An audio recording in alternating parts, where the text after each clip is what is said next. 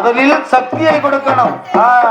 அதற்கு அடுத்தாற் போல் ஜீவத்தை கொடுக்க வேண்டும். மீண்டும் தான் உணவை கொடுக்க வேண்டும். ஆமா, உணவை கொடுத்தால் ஆட்டோமேட்டிக்கா சக்தி வந்துடும், தானாக பெறும். அப்படியாகவே நான்முகன் மனதில் எண்ணி நினைத்து படி அளப்பது ஆண்டவனுடைய கடமை அல்லவா? ஆமா, அப்படி மனதிலே எண்ணி நினைத்து நான்முகன் பிரம்மதேவன் என்ன செய்கின்றார்? பூலோகத்தில் இருந்து இருந்து கொண்டு விட்டார்.